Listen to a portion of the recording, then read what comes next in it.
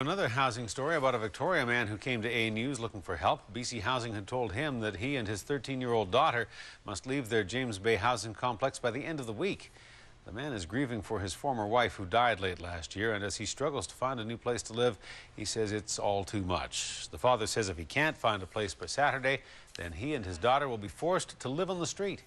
A News reporter Stephen Andrew joins us now with details. Stephen. Hudson, finding a place to live can be stressful at the best of times, but for this father, it is especially difficult. He's living on a limited income, and he's living with a secret that can create many barriers. Philip Campbell and his daughter are packing up, getting ready for moving day this Saturday. The trouble is, they say they have no place to go. I don't know. Camp somewhere outside. Campbell lives in a James Bay Townhouse complex run by BC Housing.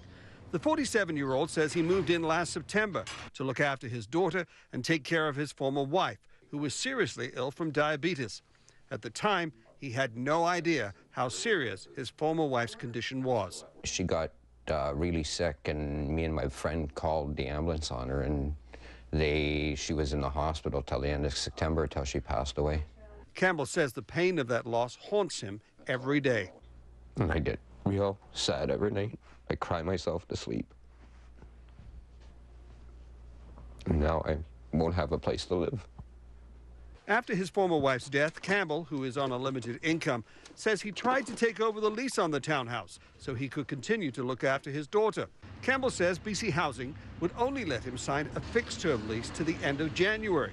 His signature is on the lease under a clause acknowledging the terms and conditions, but there is a problem.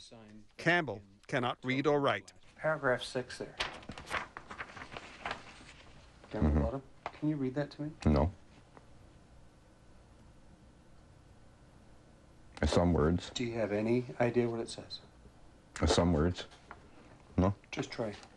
No. So was this explained to you, this document?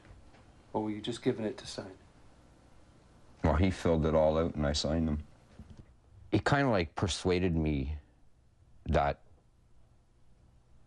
I couldn't live here anymore after that day, that I had to move. Philip Campbell says he can't understand why BC Housing won't let him move into another suite. He says in this complex alone, there are 5 empty 2-bedroom suites. We told BC Housing of Campbell's complaint. The agency said it did not know about his literacy challenges, but it agreed to extend his tenancy until the end of February. And the agency says during that time, if Campbell visits his Victoria office, someone will help him fill out a rental application that it will then evaluate to see if he is eligible for BC Housing. And we just spoke to Philip Campbell moments ago, Hudson, and gave him the good news. He's extremely happy, of course, and through his tears he told us that he will go to the Victoria office tomorrow to complete that rental application.